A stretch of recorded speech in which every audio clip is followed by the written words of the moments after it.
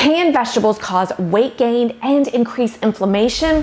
I'm going to show you 5 vegetables that pack on the pounds and increase inflammation. I'm sure you've heard all vegetables can fit.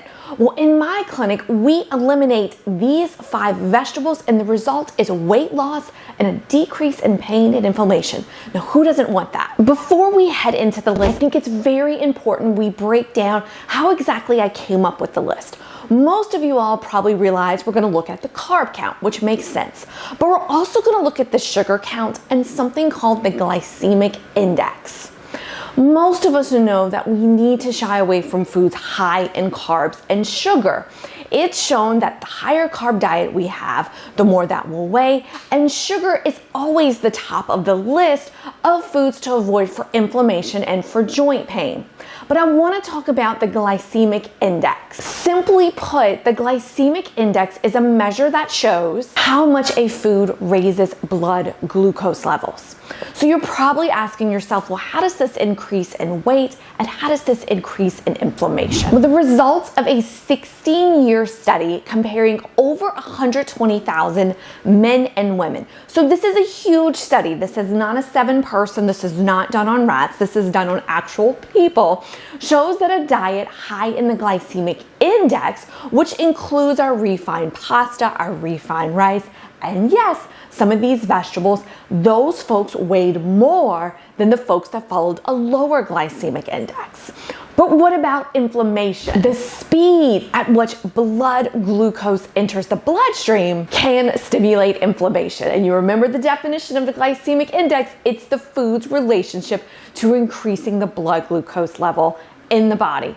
Hello, higher glycemic foods, increase of inflammation. The glycemic range is pretty easy to follow. It's from 0 to 100, the higher the number, the higher the load. And while 50 and under is considered low, the weird part, how we cook foods can affect the glycemic index. And typically the longer that we cook a food, the more it's broken down and hence its higher glycemic level. I'm gonna dive into the list and you be sure to eliminate these. First vegetable is beets. I get it, beets are beautiful. They are a nutrition powerhouse, but they're also very sweet. We see a lot of items that have beet sugar as an ingredient, so that should be our number 1 clue. 1 cup of beets has 13 grams of carbs, which is equal to a slice of bread. Add to that 9 grams of sugar per cup, which is about 2 teaspoons of sugar, and coming in at a glycemic load of 61, that's kind of one that we want to eliminate for us.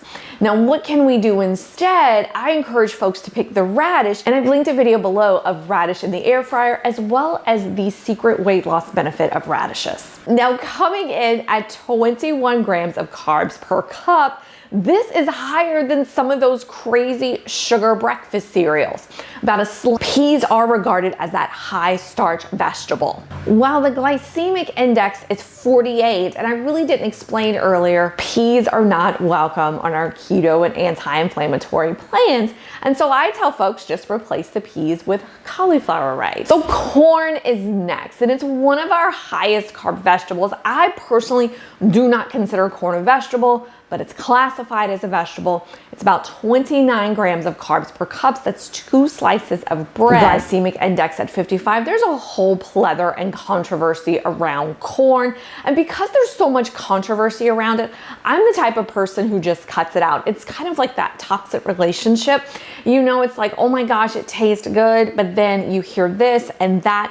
And when you associate with folks who are toxic, you yourself become toxic. So I think of corn in that same way. And again, we replace our corn with cauliflower rice. This one's gonna hurt a lot of folks' feelings, and it's carrots. And carrots are very difficult. Now, in my clinic, we talk about ways we can have carrots. So let me explain. The basics of carrots, per cup, they have 12 grams of carbs, which is almost as much as a slice of bread. They have 6 grams of sugar per cup, which is about a teaspoon. But here's the tricky part about carrots. The glycemic index is really based on how the carrot is cooked. So listen to this. If we cook carrots in our slow cooker, if we boil them, if we heat them up, that shoots the glycemic load in the ranges of 32 to 49. So it really hikes it up there. but raw carrots have a glycemic load of 16. Now, for most folks, we don't eat a cup of raw carrots. We may have them as a condiment on our salad. My biggest suggestion is I encourage folks, if you love the carrot, I personally do not eat carrots, but have it with a protein. So in other words, put it on your salad, have some grilled chicken or grilled beef on that salad, and that way you can slow its absorption down and you're still enjoying it. And the number one vegetable we cut out of our lives is the potato. I think most of you all have probably figured that one out. There's approximately 37 grams of carbs in a potato, and it really depends on the size you buy. We're Americans, we think bigger is better, so go ahead and hike that up. To add insult to injury, we always add a whole bunch of garbage on top of it. And now granted, I love wonderful 100% butter. I love sour cream. Those are great fats that we can have. But if it's at a restaurant, you better believe it's probably gonna be the processed type. And while potatoes don't really have, so say, a sugar count, it doesn't make sense because a potato's not sweet. Its glycemic load is crazy dependent on how it is prepared. So coming in at lowest, surprisingly, is French fries at 63, boiled at 78, and mashed potatoes at 87. This is so huge. We're gonna get a ton of inflammation, a ton of arthritis playing. Cut these bad boys out. And here's something else about potatoes that's a little scary. We're gonna jump into videos like this down the road. It contains a chemical substance called solanine, which some people claim aggravates arthritis. Now notice I use the word claim. And again, I kind of go back to the toxic relationship. I'm like, if some folks say it hurts them, I would try it and really listen to my body and see what happens. As often as you've heard on so many of our low carb and keto channels, the best replacer for a lot of these vegetables is cauliflower. It's very versatile. It's very, I hate to use the word bland, but I will use that word because it picks up the flavor of the item.